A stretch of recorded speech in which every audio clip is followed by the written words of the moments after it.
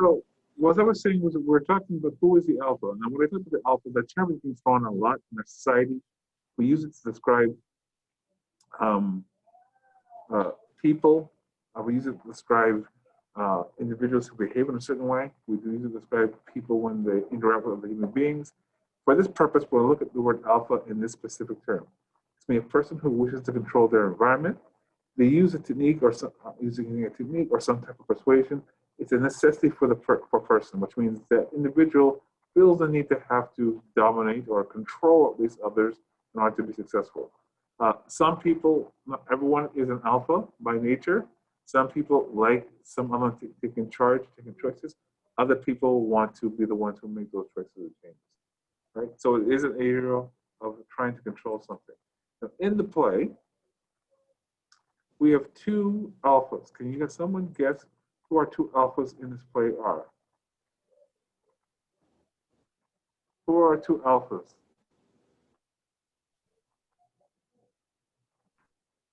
Stanley and Blanche. Right, Stanley.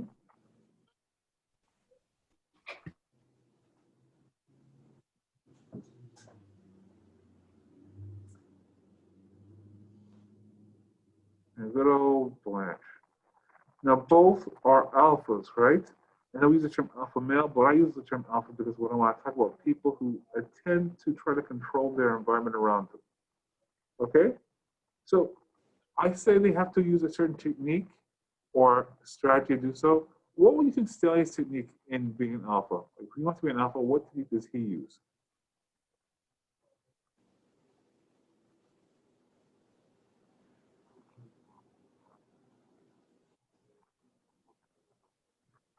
Sure. Okay, so that's an aspect of being comfortable. But what is the one he tends to use?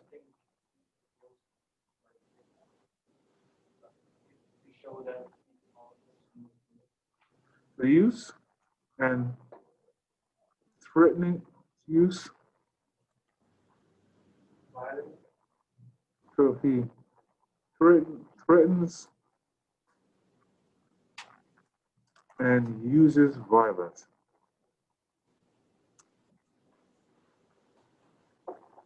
Okay?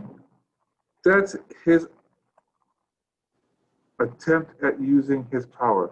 When we look at this, what about Blanche? What does Blanche do to exercise her control, to exercise her, to try to be an alpha? What does she use?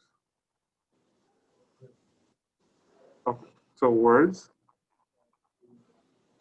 What specific type of words? Like what is the thing that she has been that she uses that some would say she's been groomed to use, and we'll talk more about it, or been encouraged to use?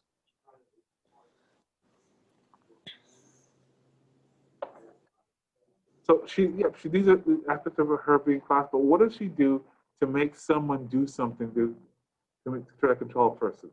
What is the thing she falls back on?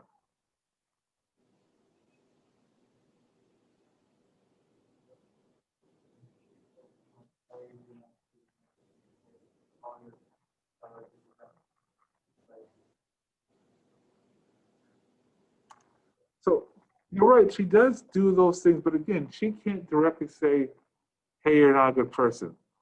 If she wants people to do things for her, and what she's always done in her life is that she's flirting or sexual appeal.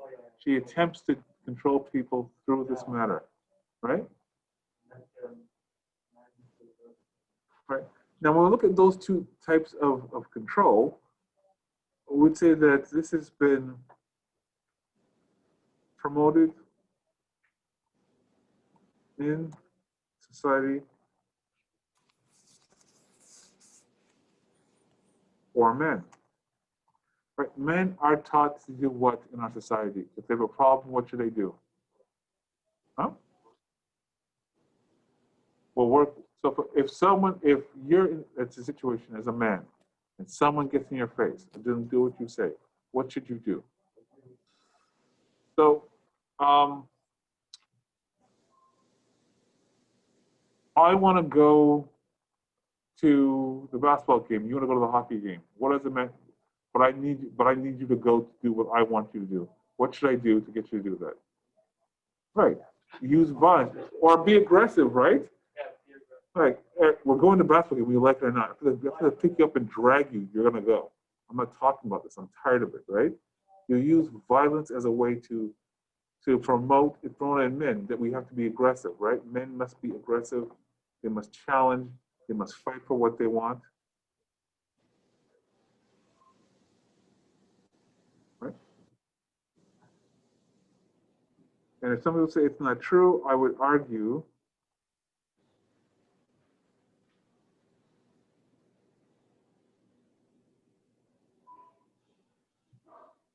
that if that is not true, I would say, and maybe it is changing and we're moving towards something different, but I still think that within our society, and especially in this society, it is something that is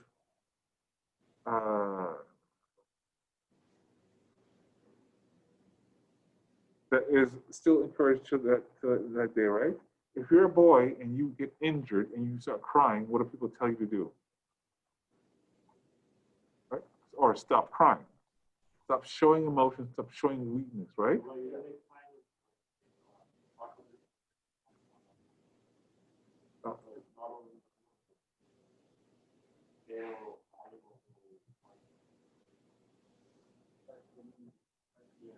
Well, that's interesting because some would say that, but animals that are mothers will tend to fight for their children and be as aggressive and as violent, right? Right. So I think the idea is that we promote aggressive behavior within men because it fits into the pattern of what we want them to do, right? Men should be aggressive, right? So, and again, little things like even think about sports. If you're in pain, fight through the pain. Don't show emotion. In fact, we don't, if men were to just break out in the tears in front of us, we would go, what's wrong with you? Right? The only way we accept men to be emotional is if someone's dying or if someone won a championship, won a game, right? Right. So when you see basketball players cry because they have lost or a thing, we think it's acceptable. But if you see a man just cry because he had a really hard day at work, you say, well, what are you doing, right? We promote and want men to be aggressive, right? For sexuality for women, we promoted in society for women.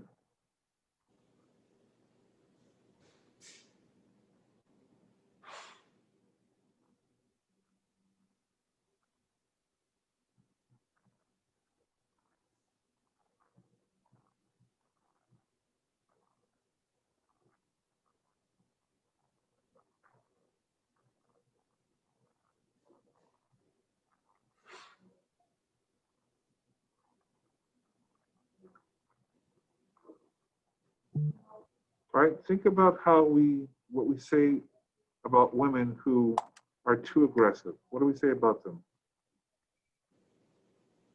What do we expect women to do in situations? Do I know? Like, what do we like when we talk about women and we talk about behavior? What is our expectation? So, when we expect things from women, don't we expect women to do things? Don't we encourage women to use their sexuality in order to achieve things? Right? Do they always? I mean, do they always, or is it a situation?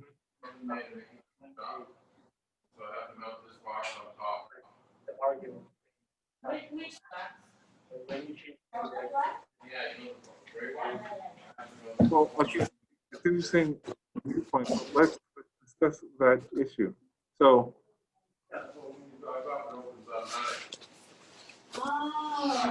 notice how Blanche as a character will say things and flirt. She'll say, she wants to do something, say you're nice, big and strong, right?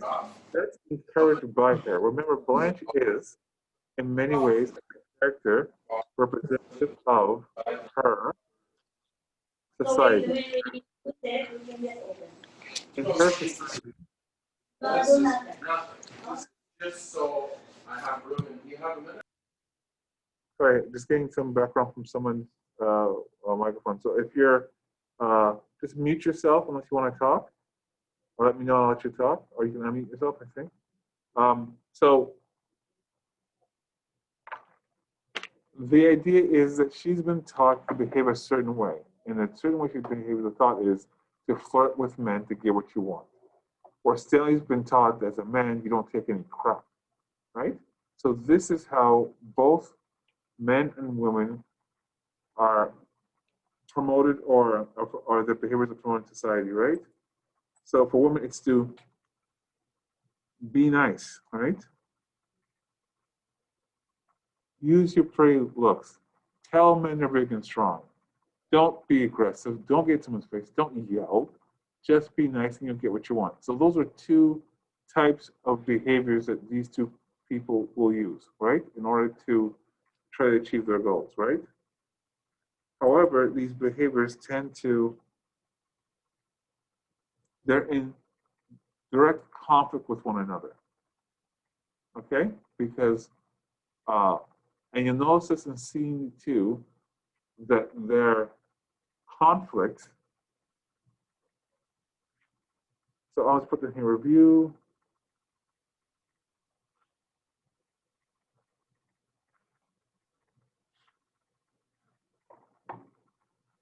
Review scene 2.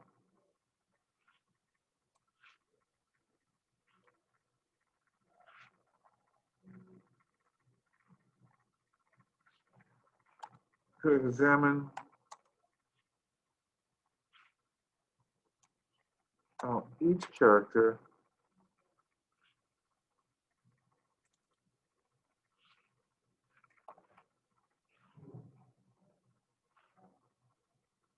attempts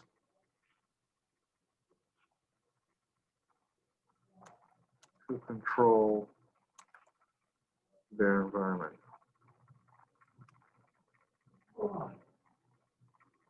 Right, so in scene 2, you notice that Blanche has moved in, and it's been a couple of months now. Blanche has redecorated the apartment. She's put up paper lampshades. She's added things to make the apartment look like an area where she lived in. She didn't ask. She didn't get aggressive. She just casually put things up, right? Stanley's mad because he wants to have a poker game and all the stuff's around, and he needs to know what has happened to Bella Rev, right? In scene 1, we know that the Blanche says, I lost it, it's gone. And Stanley's not letting it go. Goes, well, I need to know what's going on. Was there money involved? Did she spend all the money on all this clothing and jewelry? You found out all the clothing and jewelry is fake, right? It's just things that Blanche puts on to make her look more wealthy than she is, but it's cheap, there's nothing.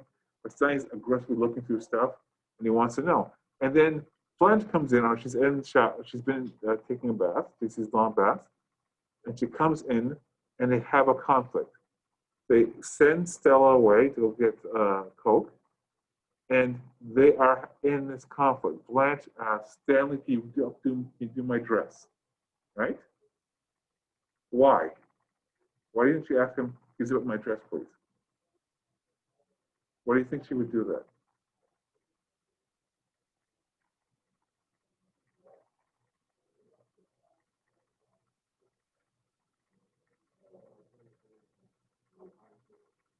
Why would she ask him? She's like, okay, let's talk, but I need to change. Stanley, just wait behind the curtain. And she comes out of the curtain. You may enter, Stanley. And she goes, well, Stanley, can you do me a favor? Can you zip up my dress from the back, please? What is she trying to do? Flirt with him, right? She's trying to get him off his game. Seduce him, right? On, if I get him to like me or to think I'm attractive, he'll do what I say. So they're flirting back and forth. And Stanley's like, okay, whatever.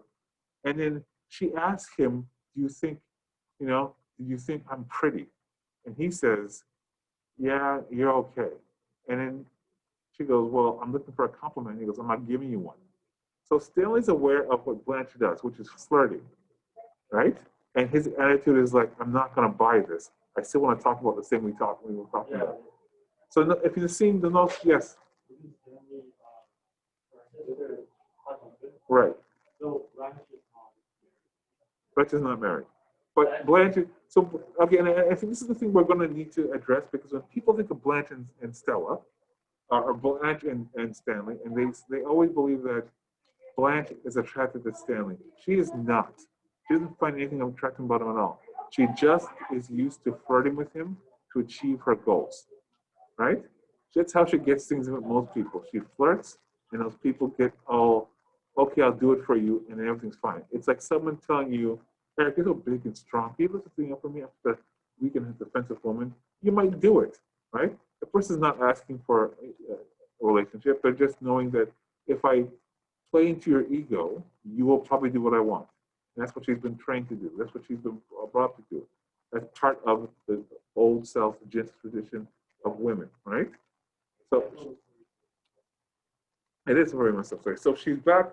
So when she does this, when she tries to flirt with him, he gets angry. He goes, look, I understand. He goes, you know you're pretty. You just want me to tell you you're pretty. Like you'll read it on your own. But he says, there's not a woman in the world that doesn't know she's pretty. She doesn't know that she's not pretty. If she's pretty, she knows it. And he even says that he's had a relationship with women who tried that, and he just basically forced himself on her. So they're arguing back and forth, and again, Blanche tries again. You're a big, strong man.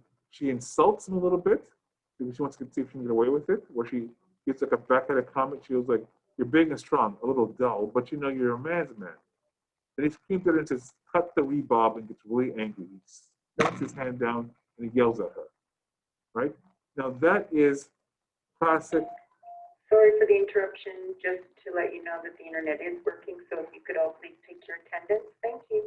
So it is classic Stanley because what is he doing? He's threatening violence. He's saying, stop playing with me. Stop flirting with me. I'm going to get violent. And that is a pattern.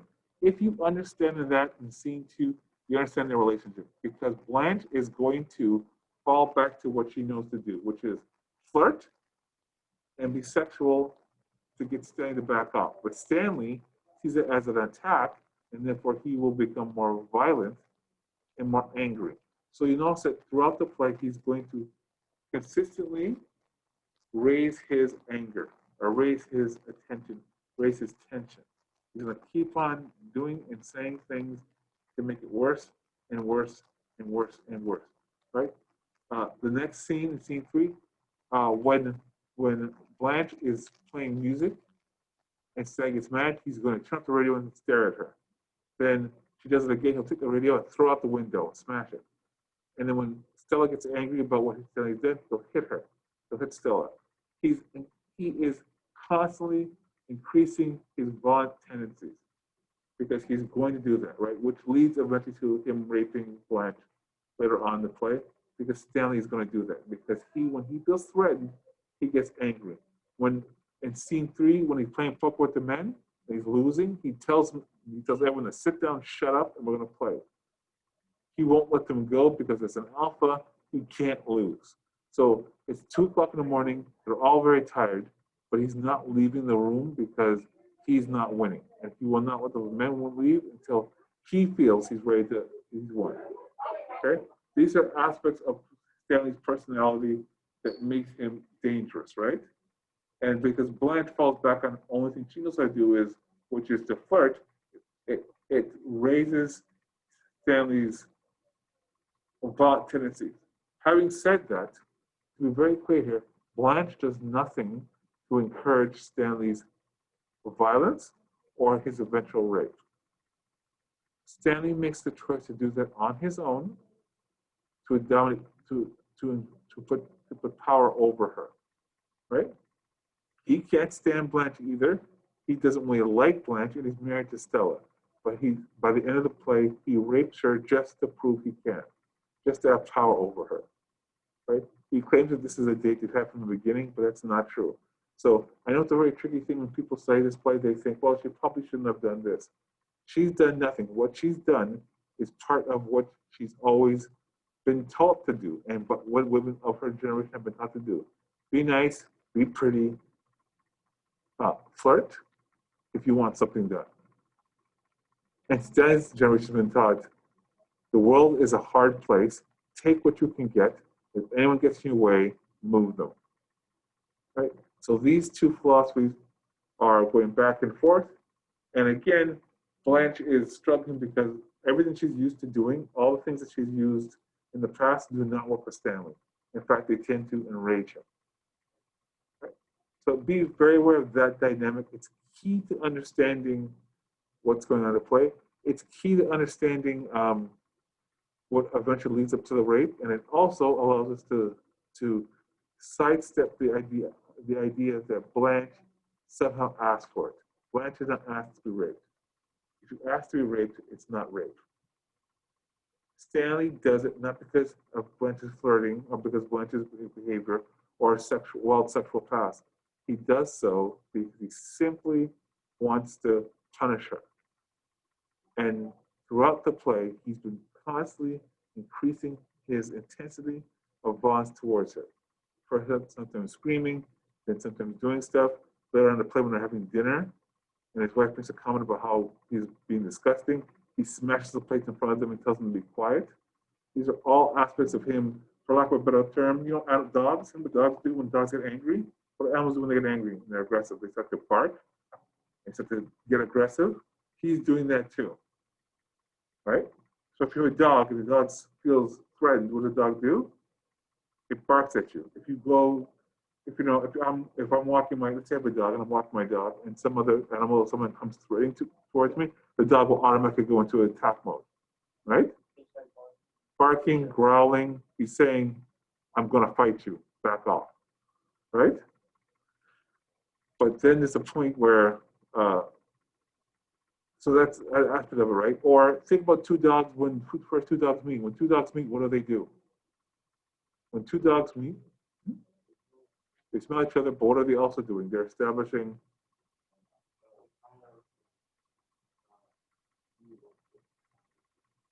they establish dominance. They establish which dog is going to be in charge.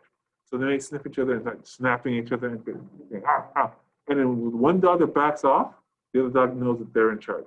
And that's like a pack mentality. That's Stanley, right? Stanley's always attacking to see who's a threat, and then he will get violent. But Blanche that's not her way. Her way is, I'll get you to do what I want by just being nice and flirting and using sexual appeal and promising. Pardon?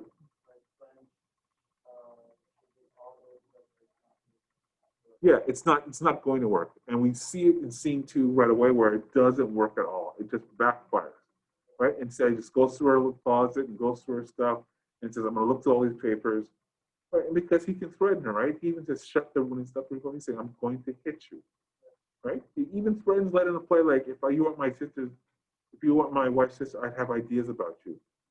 He's already telling her, I'd rape you if I didn't know who you were. I'd have sex with you against your will, which he does later. Okay, that's something to think about for your scenes. Now, I don't know where you guys are in it.